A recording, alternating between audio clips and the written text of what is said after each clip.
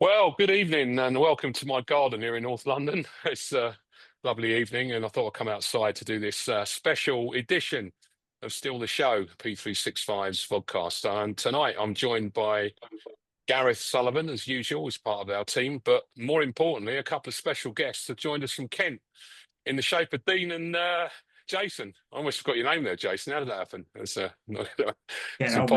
impossible. Yeah, probably. So what we're doing is we just thought it'd be nice to catch up with the guys, two members of our England team going to Santa Susanna, Spain next month in the European Championships, and just have a chat and a sort of a preview of that competition, that big tournament that's coming our way.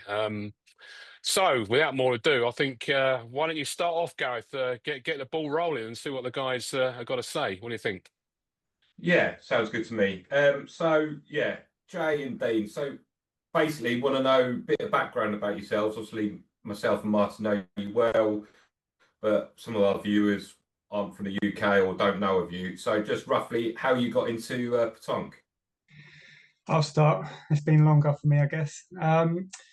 My aunt was started playing at Lordswood many moons ago, and as a young boy, she was short of a player one night, and I liked a lot of sports at the time. She asked if I'd go and play, and I took to it quite quickly. Wanted to go and play more often, and unfortunately for Scott, who wasn't massively keen as a 11, 12-year-old, he got dragged along, as did my mum, and just kind of stayed in the family from there. And we've been playing ever since, really. Where is Lordswood? How old were you then when you started? I must have been 12 or 13, I think. Lordswood was probably about 20 minutes from our, maybe 15 minutes from our house at the time. Okay. And then as we got more into the game, there's a pub called the Sherwood Oak. And on Fridays after school, we used to go down there, get a kebab afterwards, and throw a few ball, have some games against some of the local people. And started really playing from there. Sorry, go on. My journey started with Dean. My mum and Dean, as a lot of people are aware, are together. So Dean is my stepdad. So I have the privilege of obviously sharing the pitch and the house and working with him.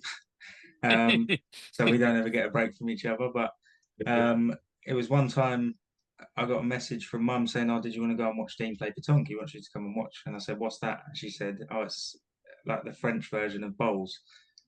And my response was, "Isn't that an old man's sport? I don't want to go and watch that." And I think I was probably about 13, 14. And then one thing or another, I can't even remember what happened, but I was like, "I'll go." I went along, kind of had a practice throw at Hartley Country Club in Longfield, and was kind of sucked into it from there. Dean told me that if I wanted to get into it, he'd buy me my first set of ball. Told me about all the junior setup and the coaching I could get, and yeah, from there on, kind of took to it like a fish in water. I think it was kind of become hooked. Played everything, practiced all the time.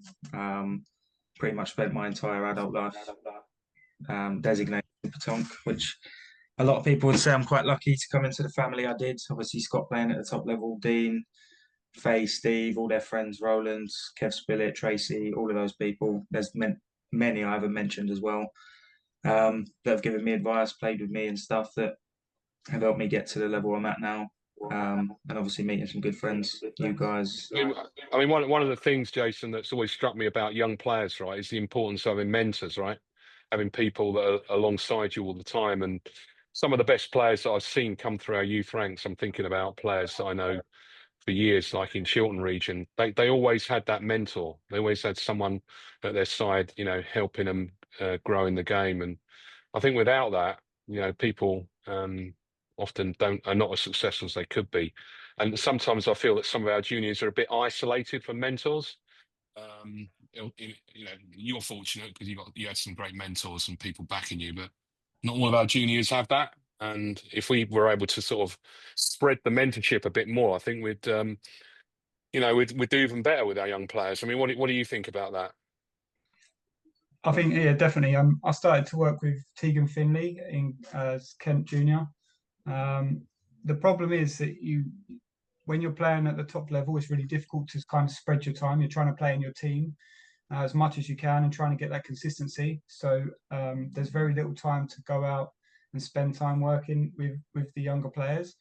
There have been some younger players along the way as well that just haven't kind of felt that they need that maybe, and they just kind of want to go on. I know I was probably one of those people when I was younger. Like I thought I was good enough already. I didn't want that help, and it probably took me longer to reach the top of the game than what it could have done if I did have a mentor.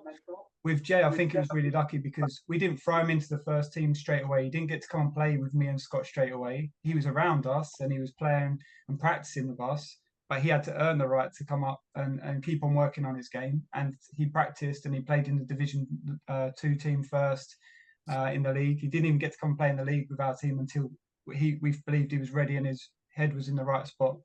And he proved that quite quickly, fortunately. Yeah, I mean, one of the things that I also found a bit over the years with young players is that I often felt there's sometimes been a bit of a tendency to sort of suggest that they shouldn't be playing,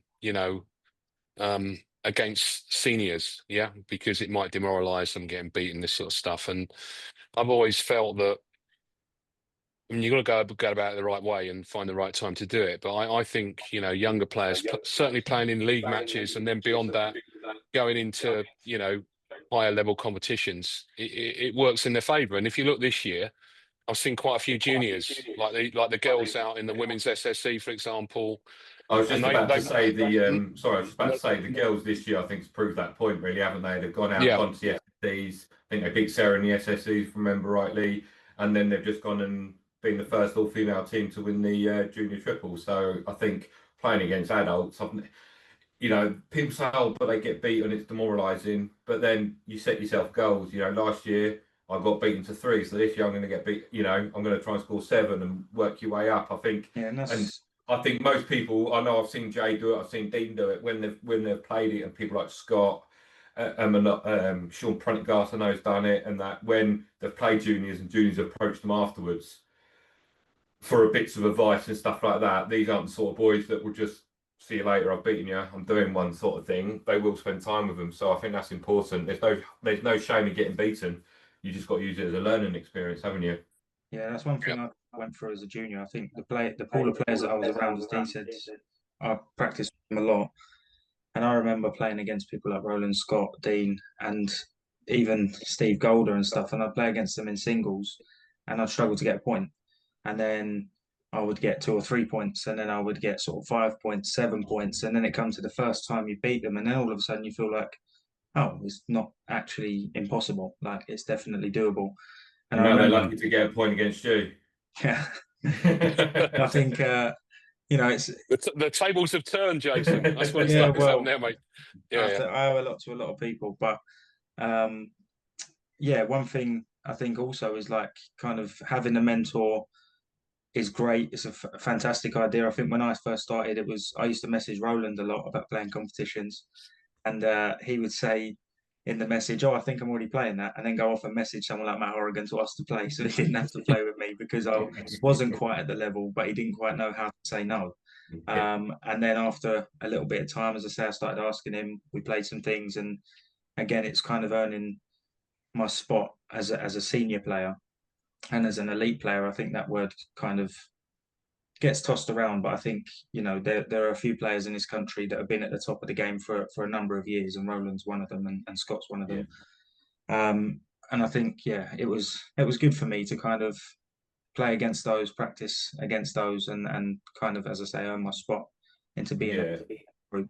Yeah, absolutely. Let's just switch quickly into the process that we've been this year, where you qualified for these European Championships that are coming up in July. We had that process, didn't we? Just over one weekend down there in Worthing. how did you feel about that? I mean, obviously you had a great weekend, but what did you feel about it generally down there? You know, the system that was used, and you know how you felt about the entries and stuff like that. The entrance were disappointing. Yeah. But then you look around and you say, was there many of the top people? I know I saw your podcast the other day. Were there many of the top players that weren't there? You could maybe say, yeah, a few, but not a load. The system was the system. It was. I always find. I know you had to do time games, but I always find that hard when you're qualifying for things, because it adds that extra bit of pressure. I know we'll be playing that when we go out there in the Swiss. But when you're trying to find the best team, I don't think by putting a time limit on that. Our first game of the weekend, we were 7-0 down. And I think we were 10-0 down. Well, I subbed in, I think, for Scott 7-0 down. We went 10-0. I threw my first ball dead, and we went 10-0 down. I was like, that's a good start. It's a Dean classic. And we managed to come back and win that game. But that was like, we were running out of time as well. And trying to find that balance was quite tricky at times. There was a lot of games, 14 games over 2 days was a lot. But I think that's probably the issue. I think that's probably the issue, Dean, is finding that balance where obviously they wanted to play a double round robin. So 14 games over weekends, I think it's a bit silly, but it is what it is. I think you can only do time games when you're playing that. Otherwise, you'd have to figure out another sort of system. I can understand why they wanted everyone to play everyone, but you know, I think, yeah, I understand what you mean. But I think with that, once you sit on that amount of games, I think you have to go times. Yeah, no, it made sense, but I'll just say, like, it is quite difficult when I think you're trying to find the best team. And sometimes if we'd lost out by a point or so on a timed game when we were still in it, then that would have been difficult, especially as how close we got run in the end. Kai and Jez's team. Yeah, I think the system, I don't think there was much more that could have been done in terms of how it was run with the entries we had. And I do agree. I think it's disappointing to see the numbers where they are, but I think that, as Dean said, you know, you kind of got to go with what you're given. You turn up and you play the teams you face, and that's all you worry about. It's one game at a time, and it's all about being mentally strong and just pushing through, even when the games are tough, finding a way to kind of battle through it. As I said, or as we said, we were 10-0 down, I think, in the first game against Susanna's team, which we were pretty appalling, and they were very, very good. But we found a way to stay in it, win a couple of ends, and all of a sudden, you know, that scoreboard pressure goes a little bit. You realise you're not rushing for the time anymore because you don't need 6 or 7 points. You only need 2 or 3, and it's just about finding that little bit to get you rolling, and then it's a lot easier, I think. And we had a few games like that over the weekend, and then the second day was a lot easier for us in terms of score. But I know then that Jez's team had the sort of games that we were having in terms of they were winning to 12, 11, 10. And they were having to do that kind of fight throughout, which obviously when you're playing 7 games then is also quite exhausting when you're battling back from 10-0, 11-0 down. Yeah, the big game for me was the one that Tim streamed for us on the Petanque 365's Facebook group. You know, the game you had against Jeremy, Sam, and who was the other player? Kai, of course, and yeah. Ben. And Ben, yeah, Ben was the fourth. I mean, that was the sort of critical game, and that went very close. The one on the Saturday, do you mean, Martin? Yeah, I mean, it was 13-12, wasn't it? 13-12, wasn't it, in the end, I think? And didn't you shoot a jack, Jason, to save things? Yeah. A bit lucky, I think. Well, I remember. I don't want to big you up too much, because I remember Dean pointing very well in that game as well, actually. I think, and also, team, we showed a lot of trust in each other. I think in those moments you're looking for, when the game's that tight, you're just looking for 1 or 2 key moments that can change something. I was lucky enough that I had the opportunity to provide that. Obviously, we prefer not to be in that position, but sometimes hitting the jack out, hitting the cosh out can kind of turn the tides a little bit, give you a little bit of momentum, a bit of adrenaline rush, kind of going forward, maybe deflates the other team because they feel like, oh, we're going to win here, or we've got a chance, and then all of a sudden that's kind of gone, and we've been on the receiving end of that multiple times. I think, so as I say, we were fortunate enough that we managed to pull through that. I think we showed a lot of togetherness as a team, which is something we can bring kind of going forward. I think we know each other so well, we know each other's games so well, and as I said before, it's a level of trust in each other. No matter what happens, we trust each other, and what will be will be. Yeah, I mean, yeah, go on, sorry, go on, sorry. Martin. No, you go. You go. I was just going to say, you just sort of mentioned that about the trust and stuff as you have as a team. Obviously, you went out to Albertville a couple of years ago with a slightly different team. Obviously, Rowley being your coach and Reese coming in as the extra player. So how did you? I probably know the answer to this, but a lot of our viewers might not. How did you come together as a team? And what do you think? You're constantly either the best team or one of the best teams in more or less any competition that you play in, especially as a four. What do you think those strengths are that keeps you constantly at that sort of thing? So yeah, how did you come together, and what do you think your strengths are? If we talk about last year, we was disappointed we came second. We added Dave in, Scott had a year out. And the balance just wasn't quite right. Like, Dave had some really good games, but as a team, we just didn't put it together at the right time. And we had some wobbly moments. We just couldn't bounce back from that.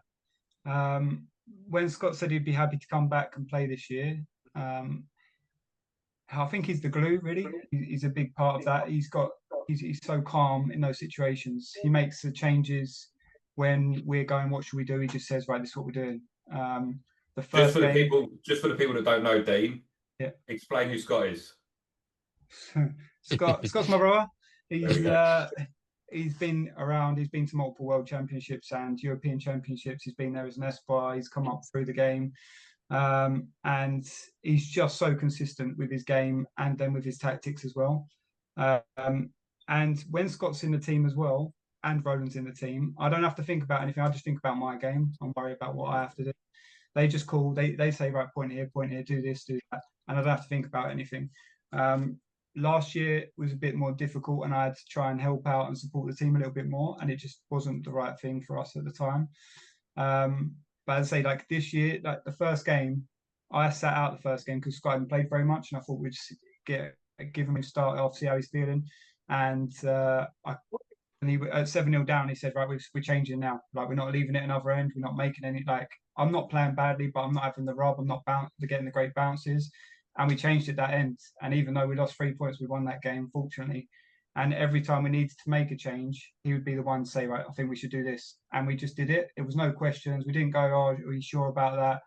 One game Jay subbed out of, and you're like, oh, we're taking our best shooter out. But he was struggling. It was the right thing. We won 3 ends later. So, and these were decisions that Roland also was involved in. We were all involved in it, but Scott was probably the catalyst for those decisions. Yeah, the driving force. I think, sort of talking about last year as such a little bit, in the things that we maybe struggled to, or in the games we struggled to win, the games that a lot of people would have looked at and expected us maybe to win, and we didn't. We were always talking about, what should we change? Should we change something? Never actually did it, and then afterwards ended up in a very constructive but heated debate between each other around, why do we keep doing this? Oh, we need to change something, not actually doing it, and then getting angry about it. So, as Dean said, having Scott there as a driving force to just say, this is what's happening. What does everyone think? It's not just a case of he runs the team, but what does everyone think? I think this is right. And then it's like, okay, yeah, no problem. We've got that kind of trust and belief with Scott and with everyone. Yeah, and I think how did Rowley come into the team? Again, I know the answers, but our sort of viewers don't. How did Rowley come into the team? And what, for me, I know you just said that about Scott, but for me, Rowley's probably, I think, probably the best coach we have in the country. So what's happened with him making that, from being a coach for you in Albertville to now being an integral part of your team in Santa Susanna? Having Rowley is like having, I don't know, like a Jose Mourinho in his prime, kind of. Brilliant. He's he can do everything to a good level. He can point, he can shoot, and his tactics are really good. And having sort of, I know we spoke on Scott, but having Rowley as well it's kind of like having a part of Scott anyway. I mean, those two were part of, arguably, what a lot of people would say of that generation was the most dominant team that England had. I think they went to 3 or 4 championships together. It was Scott, Rowley, Kev and Jack. And obviously Scott and Roland then have had a lot of game time, which then kind of brought me and Dean into that with Roland. Him being the coach in Albertville was, very useful because having him as a presence, someone to go to if you're struggling, he's always got that advice. He's always got that calming influence. Like even when I did the precision shooting in Albertville, I was getting a little bit unlucky with the scores sometimes. And his thing was always just keep it simple. You're throwing the ball well. If the results come, they come, and if they don't, they don't. You can't change the result. You can only handle the way you're throwing it. So kind of hearing that simplicity sometimes that he brings is key to kind of not overthinking. I think, having him there, I know I'm guilty of it and Dean's guilty of it before. He said to us a couple of times that we chew his ear off and he struggles to focus on his own game. Yeah. But him being there has given us that kind of the ability to grow in our own mindset and learn from him mentally, which then, has ultimately helped us get to where we're at. Do you think? I think do you think having Scott and Rowley, you've said both of you like level-headedness and stuff like that, is almost a yin to your two yang. Obviously, Yeah. Dean's probably one of the most emotional players I've ever seen. Jay, you're not probably quite as bad, but you have your moments. Whereas Scott and Rowley are both like your real sort of calm sort of thing. So you both, I'm not saying one's more important than the other, but you probably need those two equally to sort of almost like, the yin to the yang, if you know what I mean. Yeah, we've got 2 and 2. And I think what we find kind of with having Scott and Roland, it gives me and Dean a break from each other sometimes because we can clash, particularly in doubles, but me and Dean can clash. So having that extra person there, sometimes on the side or in the team, it's that other person that we can maybe go and have a moan to, or even just, just talk about things without the other one being around. It does help massively. And those two are so similar, and me and Dean are quite similar in a lot of ways that, as you say, it's a great balance because I can go to one, Dean can go to the other, and it's, there's no there's no issue. It's never anything serious, but sometimes, as you say, we live together, we work together, we play together, so it's sometimes it can be a little bit, stressful, but I think we do well, and having Rowan Scott there to keep us in check is just what we need. To be honest, guys, I actually get a real buzz out of Dean's emotion on a pitch. I remember we were in Albertville, and I do love the punching of the air when that ball's, that top ball's played. I mean, it does. I'm sure it has an effect on the team as well. But watching it, it gives you a bit of adrenaline as well, And I'm a great fan of players celebrating good shots. I think it's a way of also just underlining to the opposition, that you're feeling confident and you're on a roll. So I reckon it's great. I also like it when you show no emotion, like if you, Jason, pull off a lovely spot carrow or something like that, like you did on many occasions. We were in Germany the other week. I like it, the no emotion, because it makes the opposition feel like they're not celebrating because he's doing it all the time. It's not anything special. But I do like that. I do like a bit of emotion in the game. I mean, there's a lot of things to celebrate sometimes, and that's important. So let's just move on to Santa Susanna itself. I mean, in this group, it's only Gareth that's been there because Gareth obviously was there last year umpiring in the women's tournament, and Gareth is a man that knows the environment very well. We've obviously talked about it a bit, haven't we, guys, about how we're going to cope with the heat and the other conditions. And Gareth, you might want to just mention what it's actually like there, because it is hot, isn't it? It's going to be hot. I think I've mentioned it to Jay, well, the whole team and other people that connected, the manager and the head of delegation, which we'll touch upon in a moment. It's hot, doesn't even come close. Like, I'm sat here sweating at the moment, and we're in England in an evening, and I'm in a nice air-conditioned, well, not quite air-conditioned, but window open. Hot is just, it doesn't come close. There's no shade. It's stupidly hot. The one plus side, obviously Rowley's been out there. He was the manager for the ladies. The one plus side is that you're so close to terrains, and the air conditioning's lovely. I did complain that my air conditioning wasn't working, and Rowley pointed out that your balcony door needs to be closed for the air conditioning. So I went through 2 days, I think. We're thinking I didn't have any air conditioning. The roadie told me just to close my door, and then I figured it out. So yeah, I think I bought him a beer for that bit of advice. But yeah, it is silly hot. So yeah, obviously that's a big factor for you guys.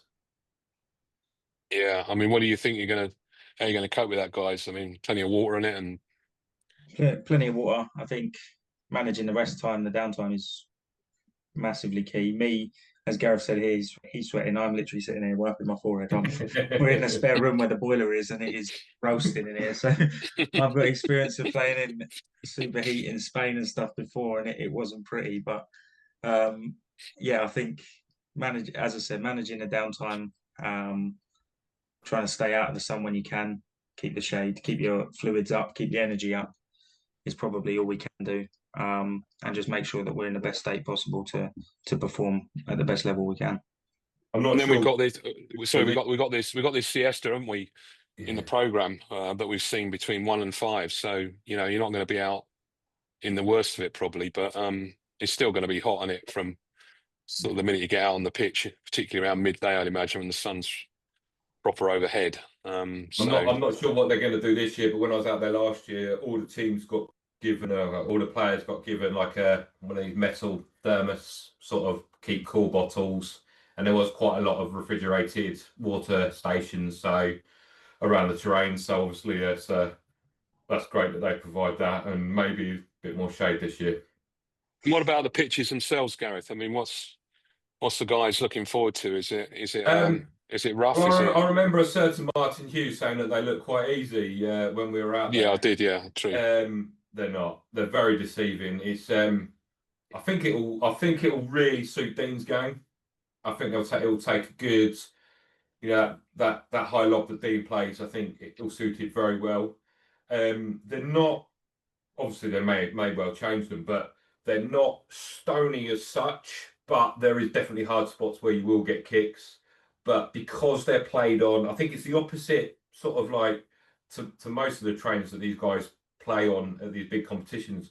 Normally you've got the issues because it's just been laid, whereas it's always there. So, but sometimes you've got tables and chairs on it, sometimes you've got people playing on it, sometimes you've got events on it and staging and stuff like that. So there is definitely a lot of undulations and stuff like that. But Jay shouldn't have to worry about it, because if you're in ball to ball, it don't matter what a train is. But I think the point is, I think you could really do some things. I think it really suits your game.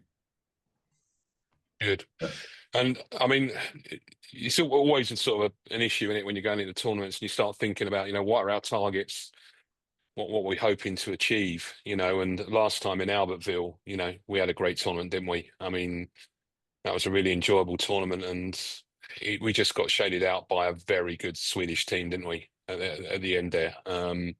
Who'd beaten France, and they were top notch, but we only just got shaded out. I mean, obviously the first objective, guys, is to make the knockout stage, isn't it, really? So yeah, definitely. Albertville was really good. When we talk about emotion, when Scott moved the Kosh back for 3 against the Swedes and got us close, that's one of the first times I've seen him throw with emotion on the pitch, and it was nice. They definitely got me going even more as well. And it was definitely one of the best balls that I've seen be thrown as well. So there was we didn't do too much wrong in that game. We started a bit slow a couple of years ago, and I had a shot carry for 6 one end. Hit the shot save game and missed that the really important one to potentially win it. And I've been working a lot on that to try and make sure that I'm in the best position to try and help the team out if that needs to happen. But yeah, getting through to the main part of the competition is massive for us. And you look at the teams and you have a look around and see what you think you might be able to do. It's really difficult for me because as my first competition went quite well, like everyone's like, they don't always go that well. Sometimes you have a few hiccups here and there. So I don't want to be too optimistic, but we've put in the prep work and we're playing and we're trying to be out and about as much as we can be and in the best position possible. And it's been going pretty well in practice, and we hope to be into the latter stages of the tournament if we play to the top of our game. Yeah, I think in I think terms of sorry, let me just say something. Maybe you come in, Jason. But the one thing I felt about Albertville that got the team going was, Jason doing well in the precision shooting as well. That really sort of gave an impetus and a momentum. I think is the word I'm looking for. You've got that as well, Jason. Presumably, you're doing that again. I've got no doubt. yeah, I believe so. So, yeah. What's your thoughts on that, Jason? Yeah, I think championship. for me, the precision shooting and the actual main tournament is, in my mind, I'm lucky enough to be able to separate into two different things. I kind of see the precision shooting as a chance to kind of show off a little bit, potentially bring something home to the country, which is obviously what I try and do every time. But I know that I'm there for my team and for the triples. That is the main event, and that is the creme de la creme, as you say. So I think from doing it at such a young age in China in the Junior World Championships and doing it at, I think, every championships I've been to since, obviously I've had quite a lot of exposure to it and been fortunate enough to go through the highs and the lows, good scores, bad scores. So yeah, I think I'm really looking forward to doing the shooting. I've been working on it a little bit. I know that I'm sure many people have seen that I'm not very good sometimes on the second and fourth rounds, but there are some changes there and sort of practice wise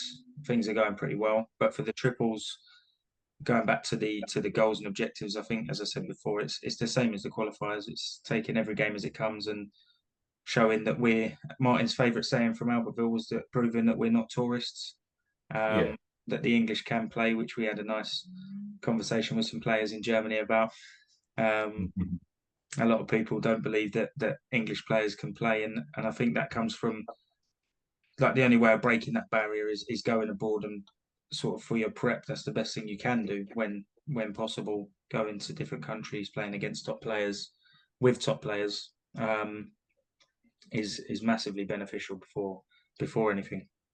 That's why I like doing the streaming, guys, because I for me it's about showcasing the talent that we have. And it's like you were saying, I was sitting at the end of the pitch watching you playing that triples match on the Sunday after being a bit knackered after playing on the Saturday in the doubles, and I'm listening to some French guy next to me talking to the French players based in Germany that you were beating, and I heard him say to him, "How can you be losing to the English? How can you be losing to the English? I mean, what an insult." So I said to him in French, "Well, the reason they're losing to English is that we happen to have some very good players, my friend." And I like to see that. I'm proud of our country. I'm proud of our players, and I know that we've made progress. And I know that you're a big part of that, as are other players. Other players that represented us that have help us make progress. And what really encourages me though with this team is that the amount of commitment you put into it. Yeah, the amount of time and energy, the practice, the way you dedicate yourself to it, right? It's like any sport. If you don't do that, you don't succeed. People that think, you can do well in England, win that competition, and then just turn up and do well at an international championship when you're up against fantastic players, are living in a dream world, So I personally do appreciate the time and energy you put into this, because it's so important, I think, for the team's success. So well done for that, really. Gareth, there's anything else to cover we want to cover tonight with the boys? Yeah, just a couple of bits. Yeah. So obviously there's the four of you that you've mentioned going out there, but you're a team of six that's going out there. So we've got Tim going out as your manager, and then our very own Tim, I should say, from P6 Thrive, and obviously Martin going out as your head of delegation. How much do you sort of talk the viewers through how much of a say you had in that? How much of a say Petanque England had a say in that? And then what is if you did have a say in that, which I know you did, but why did you select, or why did you want those as a team, and how you came to the conclusion that they are your best people to be going out there? It all started, I had a telephone call with our president, just trying to find out, kind of trying to get the ball rolling in terms of getting flights booked, etc. Because as many people are aware, and some may not be, obviously we work in a school, so it's extremely difficult sometimes to get the time off for these championships because they're either just before or just after a half term or summer holidays. This one is the week before we break up for the summer, so we can't be thankful enough to where we work for allowing us this and supporting us. But yeah, it started with a call with Colin, the president, and just said, in terms of what getting flights booked and what we wanted as a team, really, if we could, was to have Tim and Martin. The reason being for Martin as the head of delegation was that we really want to build on Albertville. I think that Albertville, we showed that we can compete with a lot of the top nations. I think that we're in a better place now, and I think our team balance is better than then. And I think Martin's quite an integral part of what we sort of did. Not only can he speak the language, the lingo, but he's got a lot of international exposure. He's done it at multiple tournaments. He brings the stream in, and it's that overwhelming sort of feeling of support that you get from Martin because you know that there's 15,000 followers watching behind you. And I think with him there is massive for us sort of mentally on and off the pitch. I don't know if you want to. Unless he's driving, in that case. Yeah, we all know that. Yeah. Luckily, I'm not involved in driving this time, boys. I remember. I remember absolutely frightening our female espoirs to death in Spain many years ago, and I've got a proud record ever since, haven't I, boys? So, I've kept it going. But, I'm not sure proud is the word I'd use, mate. Yeah, well, that's very nice words from the team, but it's all about the team. This is all about the team, and all of us together working with one objective, and that's to create the best environment possible. We're going on the Wednesday. We're going to be there early. Gareth encouraged us to do that, didn't you, Gareth? Get the early flight, make sure we don't miss the connection. Hopefully that's going to be fine to get us.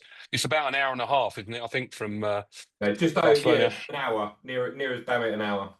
Yeah, so we're going to get there. We're going to have plenty of time for a bit of acclimatization, which I think we did very well in Albertville, didn't we, guys? We had some practice games on the local pitches, and we can't overdo it, I don't think, because the heat's we're going to sap our energy. But we've got that. We're going to be well prepared. I feel very positive about it. Actually, I'm quite excited because having seen the boys play recently, I'm thinking, we can certainly do something here. It will depend on the draw, everything. We never know, do we, what we're going to get. But we're in a great position. I mean, there's nothing to worry about. I feel very relaxed about it as the head of delegation, really, and I'm sure Tim's going to be playing an important role as well. Supporting the team. I was just about to say, Dean, what we've already covered how good tactically Scott is, and I've already said it. From my opinion, I think Roland's probably the best coach in the country.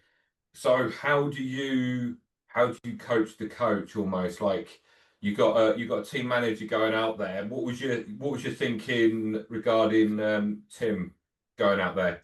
I think it's before you say sorry, I do think it's a great choice. I'm not saying but it must be quite difficult with two fantastic coaches in the team to fill that sort of like the void that they leave. So what was your feeling?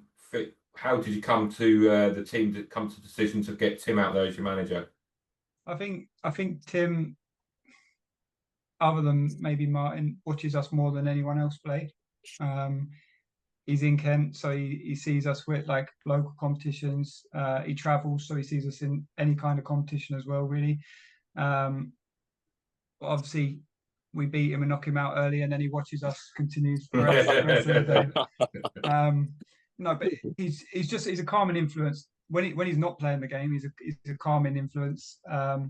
He's a nice person to be around. He's good friends with everybody. He's done his coaching now. And we were looking around, and generally, like we discussed a lot of different people, and then we decided that ultimately we felt that there was enough experience within the team, and if we've got a coach on the end of the pitch that wants to tell us kind of who to play when and what subs to make, and if that doesn't come from us as our team, which we've done for a long time now, and as we said, we know each other really well. Then maybe that would have unbalanced us a little bit. So we just wanted someone to we still want to go to him and ask him things. Like, it's not like he's got a different maybe perspective of things, of how we would look on it. And if we're still torn about what we want to do and what changes we should make, and if it is going either like really badly, for instance, then we might have to change everything. And sometimes an outside view would still be beneficial. But yeah, I just think he was the right person at the time for this instance. Yeah, I think the great thing you've got with Tim and Martin is both of them are so methodical people. They're such, organising and stuff like that. I think when I've gone out to Worlds, whether it's being Europeans and Worlds as a coach, is if you've got that head of delegation or coach that can kind of like, all you four need to do is throw ball. You almost, and I don't mean this horrible way, but you almost got that babysitter of, right, you need to be here at this time, you need to get up at this time, we're going to meet for dinner at this time and this place, sort of thing. So all you need to think about is, I've just got to throw this ball. And I think Martin and Tim, you've probably got that down to the T with them too. Yeah, I was going to say, kind of echo what you said. I think Tim and Martin are similar in the sense that they both bring that sort of supportiveness with a level head. They always will do whatever's best for you guys. Nothing's ever too much hard work. And yeah, that's ultimately why we chose Tim. I mean, we spend a fair amount of time outside of Petanque with him, as he's a friend, but inside of Petanque, as Dean said, he's always there. He's always at the tournaments that we're at. He's always, if he's not playing, for instance, he will put on a stream and stream our games or any game. But we're fortunate enough to be in the latter stages or in big games that he wants to stream. So yeah, having Tim and Martin there, I think is really key to us being successful. Hopefully we can be. I believe we've got every opportunity to do so.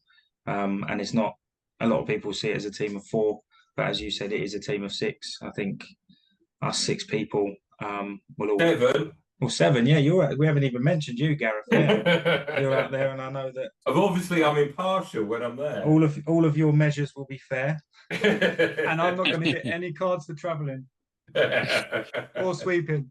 Yeah. So just really, you touched upon it, Jay, a little bit then, but obviously, Petanque 365, one of our big things, and most people know us for me, is our streams, and the event will be, we streamed, I think it's going to be on the Petanque England Facebook page, but via our YouTube channel. We got to sort that bit out, but Martin will be there and streaming.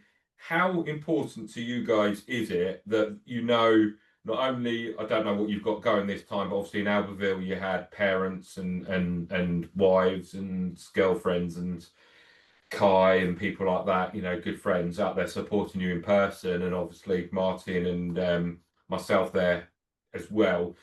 But how important is that sort of support, in-person support, and how important is, the comments on Facebook, the comments on the streams? Do you watch the streams? Are you someone that watches it back, or you want to check what happened in that shot, whether it's good or bad? Yeah, I think it's a massive part of, I think, our game, and me and Dean do it kind of straight after. Yeah, sometimes straight after, but I'm a little bit less cynical than that. I think watching it straight after, especially if you've lost, can sometimes be kicking yourself in the knee somehow. But I do think it's amazing for sort of self-analysing. I think sometimes being able to sit, watch back what went wrong, and kind of see what maybe you could have done different, or was the ball you were playing the right one, or anything like that. So learning about yourself and learning about your team, all of that is huge with the streaming. I think the comments and stuff are great. I personally try not to kind of be on social media too much when I'm away. Quite right. Yeah, quite right. As I can on the tournament, because like everywhere in the world, there's a lot of people that are extremely positive, and there are a lot of people some people that aren't particularly so positive, and I think it's great to have that kind of barrier of communication with the outside world and just be in your bubble with your team, and the people you're with, to focus on what you're doing, and then kind of take yourself out of that when the tournament's done, and take time to reflect via the streams, via the comments, and having people there is incredible, knowing that there's so many people that want us to do well and support us, especially as Petanque's not seen as a massive sport in the UK. knowing that there's so many people that are behind us and want us to do well and push us is amazing. Yeah, It's quite funny you say about watching yourself as a self-analysing thing. If I've done a measure and I know it's on stream, I always go back and watch it to see if I've done it right. So I use it as well. A bit sadder though.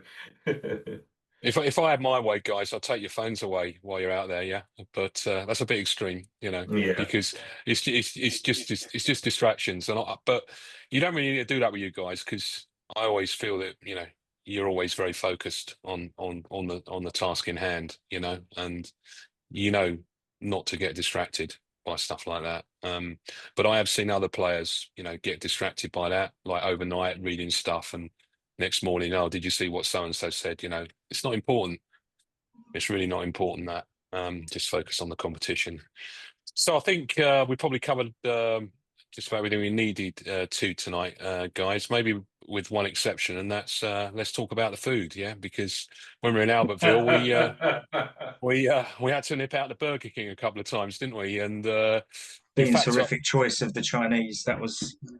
Yeah, I think I don't know if it's possible to be rated a negative star food rating or health and hygiene rating. Well, let me put your minds at ease. I thought the food was fantastic. I must say, it was unlike where we were in Albertville, where it was sort of like we were catered for in the hotel, breakfast, lunch, and dinner. Masses of choices, massive buffet. You've got everything from all your different meats, to pastas, to salads, to cold meats, to cheeses, to breakfast cereals, to, you know, so even someone as fussy as you two, I think I'm definitely not the fussy one. Dean, well, Dean right, even someone as fussy as Dean. As long as they've got some pizza or Chinese there for Dean. Yeah, every single day there was pizzas. There was, you know, yeah.